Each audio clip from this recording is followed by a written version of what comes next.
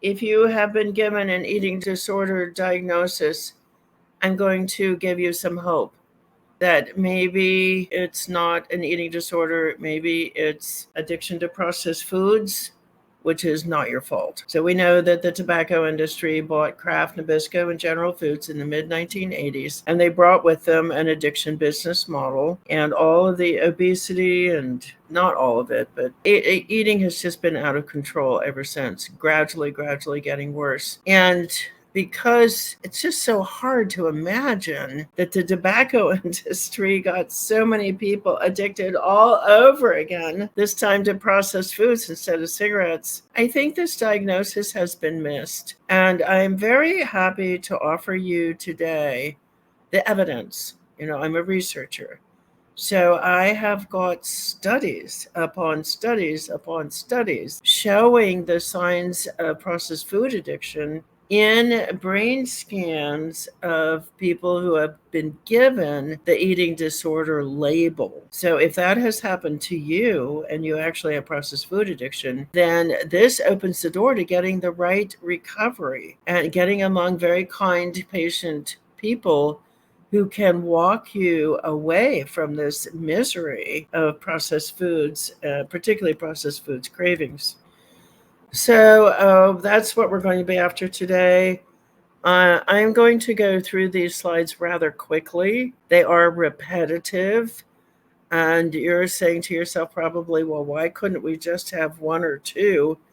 It's because I want to show you the depth and breadth of research showing the signs of food addiction in eating disorder brain scan studies. I want you to really, I have a goal for this presentation, which is that you will get the right recovery approach instead of getting an eating disorder approach where they're focused only on behavior, that you can get a food addiction, processed food addiction recovery approach where the root cause, which is the craving properties of processed foods, will be addressed.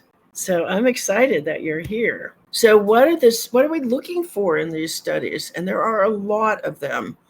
I'm going to go through them quickly, but if you want to stop and actually read the slide and see what the researchers said, all of these slides are direct quotes from studies. And then you just stop the video and read it. Stop and read it. I'm just going to point to what this slide says without reading it. So what are we looking for in these studies? Well, reward dysfunction. So what does that mean? That means the tendency of the brain to flood with cravings. It's the tendency of the cravings to get control of behavior. How do cravings get control of behavior?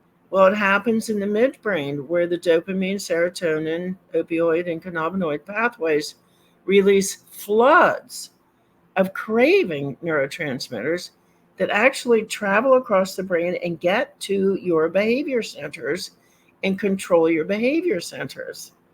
This is what I call the zombie walk, where you might not want to be eating something, but you're going to get it anyway.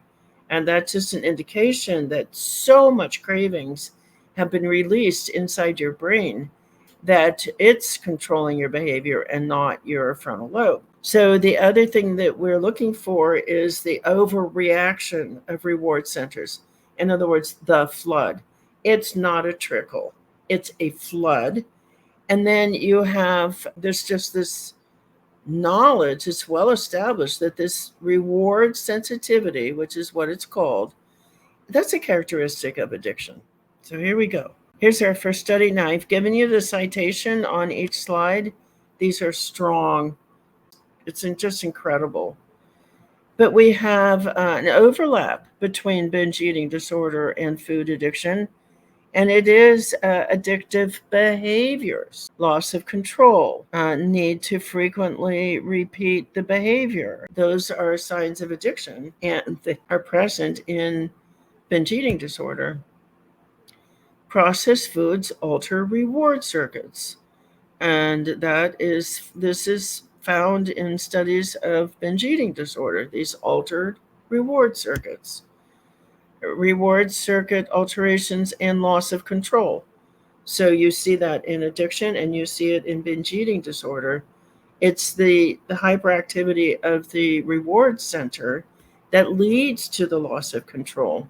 And it's present in binge eating disorder, it's present in addictions. So this is the cannabinoid circuit. This is the same circuit that's activated by marijuana is activated in binge eating. And it's the binge eating has this greater effort for food rewards. This is a study of, would a binge eating person be more activated by food or by money? It was food. This emotional eating and binge eating are caused by impaired function of the reward system. Sweet taste implicates reward center in binge eating and eating disorders. This adaptive reward system changes in the human brain, this hypersensitive reward, in response to eating palatable processed foods. Food specific reward sensitivity. In other words, it's not just anything that creates this flood, it's food.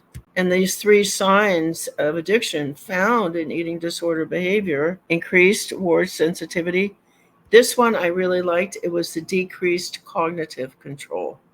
So the reward centers are so active in the midbrain, they're pulling the blood supply away from the frontal lobe.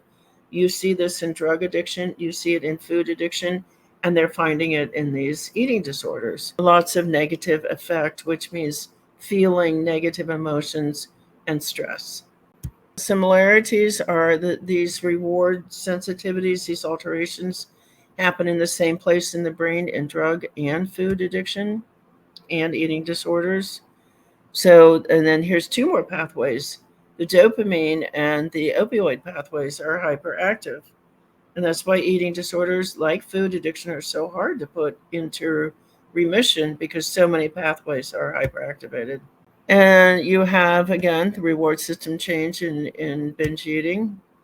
You have the higher reward sensitivity attached to loss of control in both binge eating and food addiction. You have, again, the reward sensitivity. I know I'm repeating myself, but I want you to see one researcher after another. This is so obvious. It's so prominent. These researchers report on it again and again and again. So I apologize for repeating myself, but I want you to see how universally this phenomenon is recognized in eating disorder research. So again, food addiction behaviors in eating disorders, neural responses, and then this one, I'm glad that there's a second study showing the loss of cognitive control, because it takes two pieces. It takes this surge of cravings, but also your braking system, your control system in the frontal lobe is offline. It has crashed. It can't, you might be hearing no, no, no, but the control over behavior is back in the midbrain. Your frontal lobe is not strong enough to win over the craving centers. The craving centers have been there for 3.5 million years. The frontal lobe is a little tiny, tiny part of the brain. People think their entire brain is the frontal lobe, but no, it's only 2% of the brain. So I was glad to see a second study noting this part of the brain is not firing. Your rational brain, I know the I know better part of the brain, it's not firing. That's not your fault. There's nothing wrong with you. This is how a brain adapts to addictive substances. And the hope, of course, the joy, the fun is that you get the addictive substances out and your brain starts working again. It goes back to the way it's designed to work. And then you have control. So these three studies, again, these are quite repetitive, but I did want to include them. Do come back, stop the video, read the slides. One more after that. There's so many of these. And let's get to our do's and don'ts. Do use addiction recovery techniques. Do develop this trigger avoidance. Don't let your brain be triggered into a flood of cravings. Gradually and respectfully and at your own pace, eliminate the craving foods so you don't have cravings.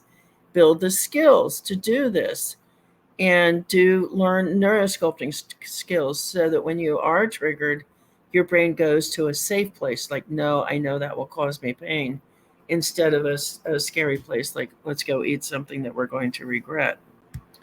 And then don't use craving foods.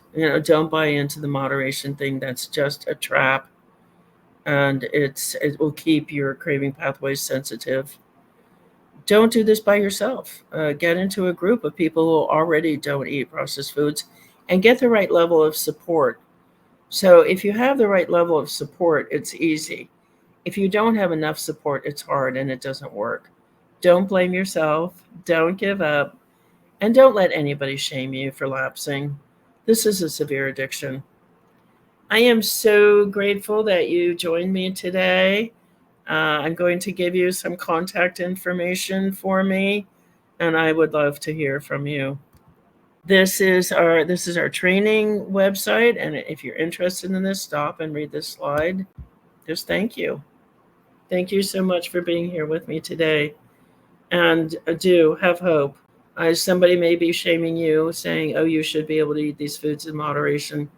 That's simply not consistent with what we've seen today in the research. Using any processed foods in any quantity is going to keep that reward sensitivity, which means your brain is going to be flooded with cravings. I hope I hear from you. This is such a joy to get out from under the burden of diet related diseases. It's great to be in the sunlight of the truth as we know it from research. And it's great to take your health into your own hands. So let me hear from you. I appreciate you. Take care.